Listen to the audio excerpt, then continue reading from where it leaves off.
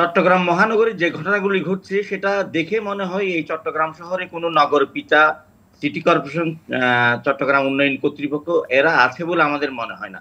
ধারাবাহিকভাবে গত বছর বর্ষাকালে পর্যন্ত এই পর্যন্ত নালায় পড়ে 10 জন মানুষ মারা গেছে। পৃথিবীর কোন শহরে উন্মুক্ত নালায় পড়ে এত মানুষ মারা গেছে কিনা এবং একটার পর একটা ধারাবাহিকভাবে সেটা আমাদের জানা নাই। সর্বশেষ গত বছর চাকতাই খালে একটা খালে একজন মানুষ বাজার করতে যাওয়ার সময় পড়ে মারা গেছে। এর আগে 2022 সালে আগ্রাবাদে একজন কলেজ ছাত্রী এবং ওই মেয়েটা ছিল ওই পরিবারের একমাত্র অবলম্বন।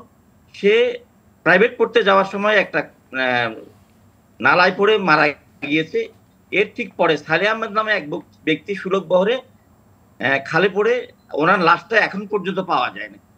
তাহলে 21 শতকে এসে আধুনিক প্রযুক্তি এখানে মধ্যমায়ের দেশ এইসব বলা হচ্ছে, কিন্তু নাগরিকের যে ন্যূনতম সুবিধা একটা নালা যেখান দিয়ে মানুষ হাঁটবে এবং ফুটপাত সেটাই এই পর্যন্ত সঠিকভাবে করা হচ্ছে না। সিটি কর্পোরেশন থেকে একের পর এক মেগা প্রজেক্ট নেওয়া হচ্ছে। আপনারা জানেন চট্টগ্রাম শহরে জলাবদ্ধতা নিরসনের জন্য 5টা প্রকল্পে প্রায় 15 থেকে 16,000 কোটি টাকার প্রকল্প চলমান আছে। তার মধ্যে 6,000 কোটি টাকার মতো প্রকল্প ইতিমধ্যে বাস্তবায়িত হয়ে গেছে, কিন্তু জনগণ সেটার কোনো সুফল পায় নাই। এটার মূল কারণ হচ্ছে আমাদের নালাগুলি সঠিকভাবে পরিচর্যা করা হচ্ছে না এবং নালাগুলো উন্মুক্ত থেকে যাচ্ছে বছরের পর বছর। তারা বলছেন যে আমরা এগুলি সংস্কার করছি, যে কারণে কিছুটা উন্মুক্ত আছে। বিষয়টা হচ্ছে সারা পৃথিবীতে একটু আগে যেটা বলা হয়েছে, আধুনিক নগরীগুলিতে যেটা করা হয়, একটা এনফোর্সমেন্ট টিম থাকে, যখনই যেটা সমস্যা হয় সেটা তখনই সংস্কার করা হয়।